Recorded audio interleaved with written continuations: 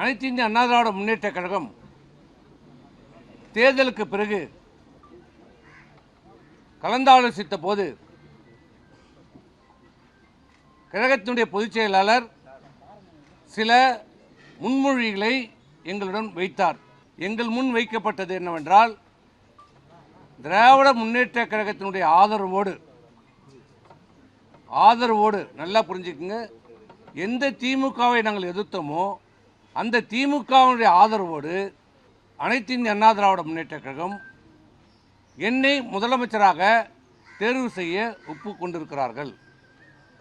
அதற்கு நாம் ஒத்துக்கொள்ள வேண்டும் என்று சொன்னபோது பெரும்பான்மையான சட்டமன்ற உறுப்பினர்கள், இன்னும் சொன்னால் அனைத்து சட்டமன்ற உறுப்பினர்களும் அந்த முன்மொழிவுக்கு யாரும் சம்மதிக்கவில்லை, ஏற்றுக்கொள்ளவில்லை. இன்னும் சொன்னால் பேரதிர்ச்சிக்குள்ளானோம்.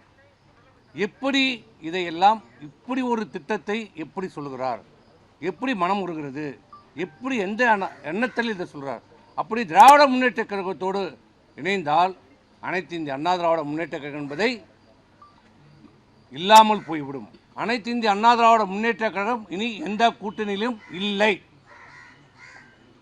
தேர்தலுக்கு முந்தைய இந்த கூட்டணி எந்த கூட்டணியிலும் இப்போது இல்லை. நாங்கள் மக்கள் தீர்ப்பை ஏற்று இன்றைக்கு வெற்றி பெற்றிருக்கிற முதலமைச்சராக இருக்கிற தமிழக வெற்றி கழகத்தினுடைய தலைவரை, அந்த ஆட்சியை ஆதரிப்பது என்று அனைத்து இந்திய அண்ணா திராவிட முன்னேற்ற கழகம் சட்டமன்றத்துடைய கூட்டத்திலே தீர்மானம் நிறைவேற்றப்பட்டு முடிவெடுக்கப்பட்டது.